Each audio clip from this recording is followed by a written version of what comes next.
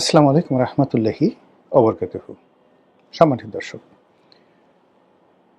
প্রধানমন্ত্রীর মালয়েশিয়া সফরের যে ঝড় এবং একই সঙ্গে জ্বর, জ্বর মানে ফেভার, আর ঝড় বলতে আমরা যেটিকে কালবৈশাখী ঝড় বলি, দ্য সাইক্লন। তো এই ঝড় এবং জ্বর এই দুটোতেই বাংলাদেশ কাঁপছে। মালয়েশিয়া যারা বসবাসরত বাংলাদেশির লোকজন রয়েছেন তারা তো ভীষণ রকম খুশি। এখানে এই সফরে আমরা কি পেলাম না পেলাম বা আগামীতে কি পাবো বা না পাবো, তার চাইতে মূল ব্যাপার হলো যে এই সফরটি যেভাবে চিত্রায়িত হয়েছে, এই সফরটিকে আমরা যেভাবে দেখেছি, এতে করে বিএনপি পন্থী যারা লোকজন তাদের সবার মধ্যে রীতিমতো খুশির বন্যা বয়ে যাচ্ছে।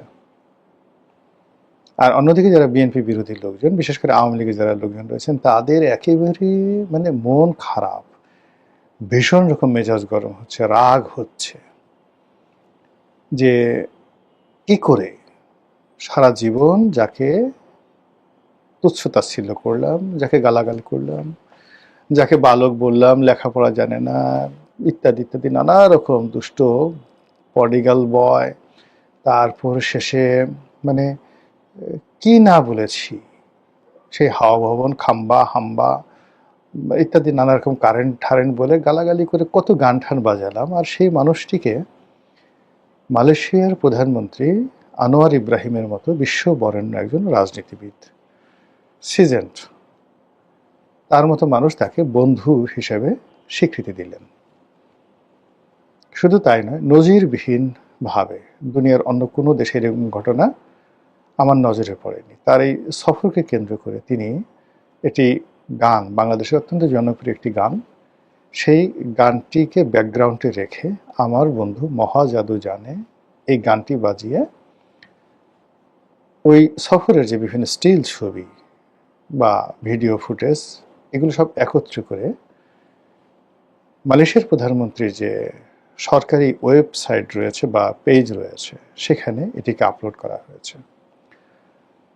এটি কোটি কোটি বার ভিউ হচ্ছে এবং পুরো ইন্টারনেট জগতে ভাইরাল হয়ে পড়েছে। এবং এই ভাইরাল ঠিক যে জামাল কুদু, বোম্বের যে বিখ্যাত একটা গানের যে লিরিক্স, ভীষণ রকমভাবে কিন্তু জামাল কুদু জামাল কুদু, এই গানটি যেভাবে ভাইরাল হয়ে পড়েছিল, এইভাবে আমার বন্ধু মহাজাদু জানে এটি এখন বলতে গেলে ভাইরাল হয়ে পড়েছে। বিএনপি লোকজন তো অবশ্যই খুশি, কিন্তু বাস্তবতা হলো যে আমরা এখান থেকে আসলে কি পেলাম। আমার বন্ধু মহা জাদু জানে, এটিকে যদি আপনি পজিটিভ অর্থে ব্যবহার করতে চান, তাহলে আপনি বলতে পারেন যে তার সম্মোহন ক্ষমতা, পাগল করার ক্ষমতা, আকর্ষণ করার ক্ষমতা, মুগ্ধ করার ক্ষমতা এত বেশি, এতটা নাটকীয় যে যারা দেখে তারা রীতিমতো জাদুর কবলে পড়ে। আমরা যেভাবে সম্মোহিত হই, কোনো কিছু চিন্তা করার ক্ষমতা থাকে না, জাদুকর যা দেখায় আমরা সেটা বিশ্বাস করি। তো ওইরকম তারেক রহমান সাহেব তার মালয়েশিয়া ভ্রমণে তার ব্যক্তিত্ব দ্বারা, পোশাক দ্বারা, ড্রেস কোড দ্বারা, তার ফ্যামিলি যে সৌজন্যতা, তার স্ত্রীর সৌজন্যতা, সব মিলিয়ে তিনি এরকম একটা মুগ্ধতা তিনি ছড়িয়েছেন, যেটি আনোয়ার ইব্রাহিম এবং তার স্ত্রী, তার পরিবার এবং তার যারা পরিষদবর্গ রয়েছেন, মন্ত্রী মিনিস্টার, সবাই রীতিমতো পাগল হয়ে গেছেন। আর এই পাগলের যে স্মৃতি তারা ধরে রাখার জন্য একটা গানকে তারা এইভাবে প্রমোট করেছেন। হয়তো এই মুগ্ধতা এমন ব্যাপারে ছিল, তারা চাচ্ছিলেন যে তারেক রহমান সাহেব আরও একদিন থেকে যান, বা যে কোনো কারণে আনোয়ার ইব্রাহিমের তারেক রহমান সাহেবকে এত বেশি ভালো লেগেছে, তার ব্যক্তিত্ব, তার চেহারা, তার আচার আচরণ এবং সব মিলিয়ে আনোয়ার ইব্রাহিম তারেক রহমান সাহেবের সাথে বন্ধুত্ব করার জন্য রীতিমতো পাগল হয়ে গেছেন, দ্য ম্যাড। এই হলো পজিটিভ। নেগেটিভ চিন্তা অনেক কিছু করতে পারেন, অনেক কিছু করতে পারেন। কারণ হলো জাদু যে শব্দটি রয়েছে, ম্যাজিক, এই শব্দটি মূলত নেগেটিভ। এটিকে বাংলায় বলা হয় ভেলকিবাজি। যা সত্য নয় তা যখন আপনার সামনে সত্য হিসেবে উপস্থাপন করা হয় সেটিকে বলা হয় ম্যাজিক। আর যদি বলা হয় মহাজাদু, তাহলে এমন ম্যাজিক যেটি বলার মতো নয়, এটি হলো নেতিবাচক। তারপর হঠাৎ করে কথা নাই বার্তা নাই, মানে এর আগে তো আনোয়ার ইব্রাহিম সাহেবের সঙ্গে আমরা বন্ধুত্ব ডক্টর মোহাম্মদ ইউনূসের আছে জানতাম, কিন্তু ইউনূসের প্রেমে তো তিনি পড়লেন না। আমার বন্ধু মহাজাদু জানে, এই ধরনের কথা তিনি বললেন না। তিনি তারেক রহমান সাহেবকে টার্গেট করে তাকে দেখে তার এত মুগ্ধতা কেন ছড়ালো? This is a huge question. আর এই মুগ্ধতার বিনিময়ে আমরা মালয়েশিয়া থেকে যদি কিছু পাই, আমাদের যে চলমান সমস্যাগুলো রয়েছে মালয়েশিয়ার সাথে, সেই সমস্যাগুলো যদি সমাধান হয়, তাহলে আমরা মনে করব যে তার এই প্রেম, এটির অর্থনৈতিক, সামাজিক, রাজনৈতিক এবং কূটনৈতিক, ডিপ্লোম্যাটিক যেটিকে বলা হয়, এটার যথেষ্ট গুরুত্ব রয়েছে।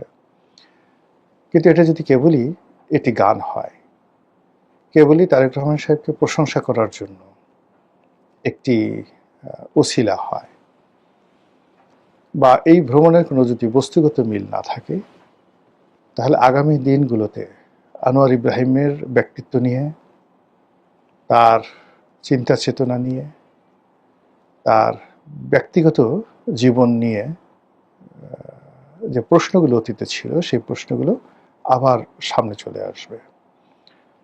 তিনি দীর্ঘদিন জেলে ছিলেন, তারপর জেল থেকে বহু কষ্ট করে তিনি বের হয়েছেন, এবং জেল থেকে বের হওয়ার পেছনে তার স্ত্রীর বিরাট অবদান আছে। তারপর তিনি আবার ক্ষমতায় এসেছেন। তো তার যোগ্যতা নিয়ে, অভিজ্ঞতা নিয়ে, গ্লোবাল পার্সপেক্টিভে প্রশ্ন তোলার মতো কোনো অবস্থা নেই।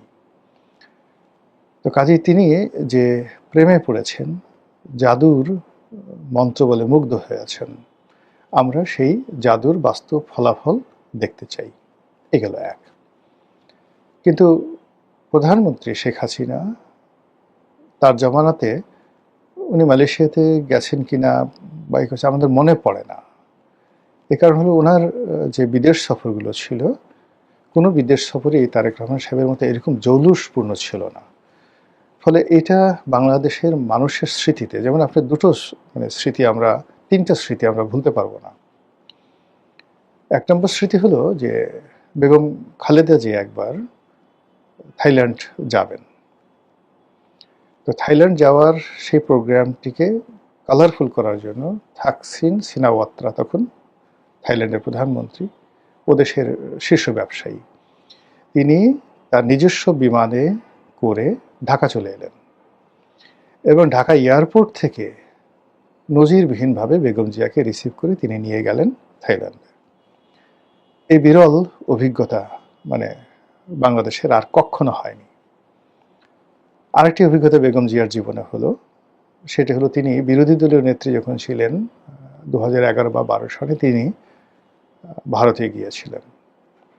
তো তখন তাকে রিসিভ করার জন্য, বিরোধী দলীয় নেতাকে রিসিভ করার জন্য স্বয়ং sitting prime minister Manmohan Singh এয়ারপোর্টে চলে এসেছিলেন। ভারতে আমাদের দেশের মন্ত্রী তো দূরের কথা, মন্ত্রীকে দেখুন এখন ঢুকতে দেওয়া হচ্ছে না।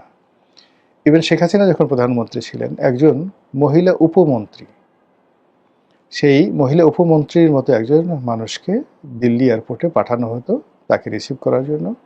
ওরা কিছু ঢোল বাজিয়ে নাচানাচি করতো, এই পর্যন্তই।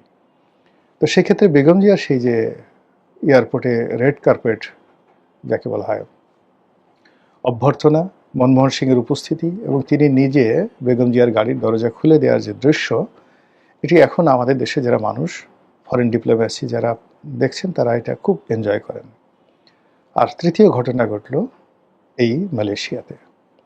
তো যার জন্য এটা আমাদের জন্য একটা পরম পুলকের বিষয়, আনন্দের বিষয়। কিন্তু বাস্তবতা হলো যে পেলাম কি?